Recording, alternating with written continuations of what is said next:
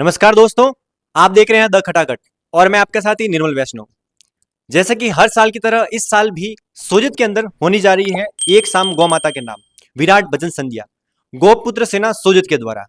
तो आज इस गोपुत्र सेना के जो भी कार्यकारिणी हैं उनके साथ आज हम बैठे हैं और इस भजन संध्या के बारे में चर्चा करेंगे। कौन कौन कलाकार आ रहे हैं और किस प्रकार से इस कार्यक्रम का आयोजन किया जा रहा है, इस कार्यक्रम का उद्देश्य क्या है और इस कार्यक्रम के बाद और क्या क्या गतिविधियां गोपुत्र सेना द्वारा की जाएगी। तो इसकी चर्चा के लिए हम सभी यहाँ पर बैठे हैं। तो इस वीडियो को पूरा देखिएगा ताकि आपको भी पता चले कि ये भजन संध्या हो रही है, ये कितने परिश्रम से, कितने मेहनत से और कितने लगन से की जा रही है। निस्वार्थ भाव से सोजित के अंदर और सोजित के आसपास क्षेत्रों के अंदर गौ माता के लिए और भी ऐसे सेवार्थ कार्य गौपुत्र सेना करती है, रक्तदान जैसे संबंधी कार्य करती है। तो अभी हमारे साथ हैं गौपुत्र सेना के प्रदेश प्रभारी दिनेश जी। तो हमें बताएंगे कि भजन संध्या इस कार्यक्रम में कौन कौन से कलाकार आएंगे और इस भजन संध्या का आयोजन कहाँ पे होगा, कितनी तारीख को होगा और मुख्य इस भजन संध्या का आकर्षण क्या रहेगा। दिनेश जी। जय श्री राम। इस भजन संध्या का मुख्य उद्देश्य यह है जो बीमार एक्सीडेंट गायों के लिए इलाज के लिए बेहतरीन सुविधा हो। और ये कार्यक्रम हम जोधपुर गेट महालक्ष्मी वाटिका पर रख रहे हैं, जो गोवर्धन पूजा 22 अक्टूबर के दिन। इसमें मुख्य भजनकार राष्ट्रीय अंतर्राष्ट्रीय गोभक्त गौरतन ओम जी मुंडेल, रेखा जी सुतार, देवेंद्र जी लांबिया और मंच संचालन में गजेंद्र जी गर्ग बगड़ी नगर से पधार रहे हैं। तो इन्होंने जैसे कि बताया 22 अक्टूबर 2025 को सोजित के अंदर जो जोधपुर गेट है उसके पास महालक्ष्मी वाटिका है, तो उसके अंदर ये भजन संध्या का आयोजन रहेगा।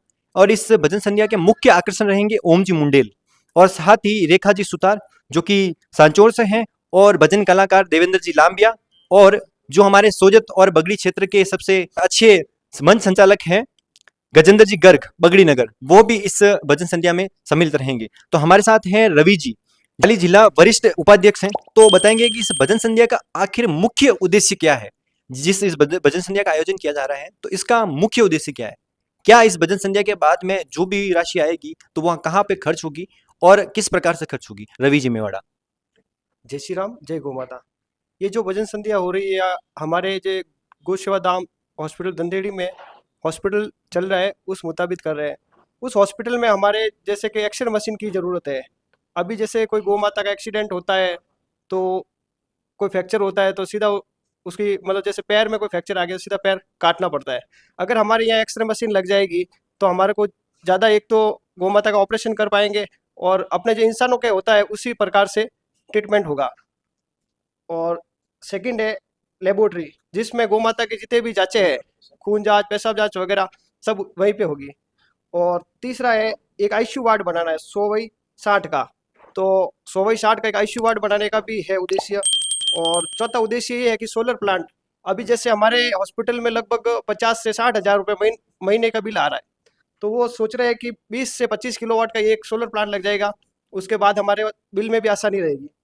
और पांचवा है नया मतलब on highway road touch hospital बनाने का उद्देश्य है, जिसमें कम से कम 3 से 4 बीघा जमीन की आवश्यकता है ऑन रोड नेशनल हाईवे पे।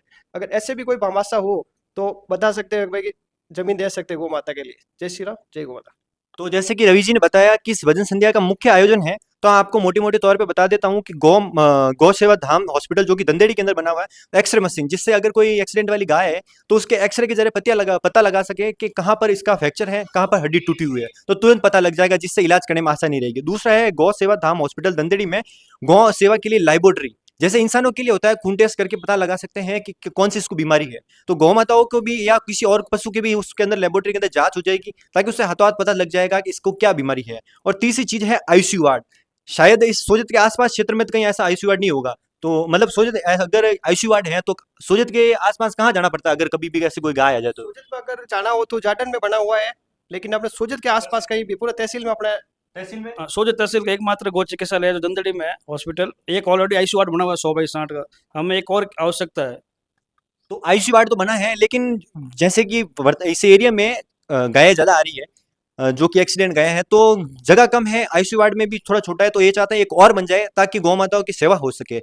और सबसे चौथी चीज है गौ माता के लिए एनएच हाईवे पर 5 से 10 बीघा जमीन पर हॉस्पिटल बनाना, क्योंकि जो वर्तमान का जो दंदेड़ी का हॉस्पिटल है वो थोड़ा हाईवे से दूर पड़ता है, बहुत दूर पड़ता है, सोजत से 9 किलोमीटर पड़ता है। तो इस कारण एम्बुलेंस आने में, ले जाने में और जो गौ सेवा जो इनकी टीम है उनको भी थोड़ी दिक्कत होती है। अगर ऑन हाईवे रहे तो कहीं पे भी अगर गौ सेवा को गौ माता को किसी प्रकार की तकलीफ हो, एक्सीडेंट हो जाए, तो तुरंत रूप से वो एम्बुलेंस आएगी और उस गौ माता को लेकर हॉस्पिटल ला पाएगी। और ये 4 मुख्य उद्देश्य हैं। और एक सौर ऊर्जा प्लांट, सौर ऊर्जा प्लांट से क्या रहेगा कि क्योंकि जो मंथली इनका खर्च आता है वो 70 से 80 हजार रुपए, 50 हजार, 50,000। 50 हजार के आसपास आप सोचिए। एक जो सेवार्थ, ये सब सेवार्थ के लिए वहां पर लगाया जाए, 50 हजार रुपए महीने का बिजली का खर्च आ जाता है। तो ये चाहते हैं एक सौर ऊर्जा प्लांट भी लग जाए, जो कि वो 50 हजार जो व्यर्थ जाते हैं वो गौमाता की सेवा में ही लग जाए। ये 5 उद्देश्य मुख्य हैं।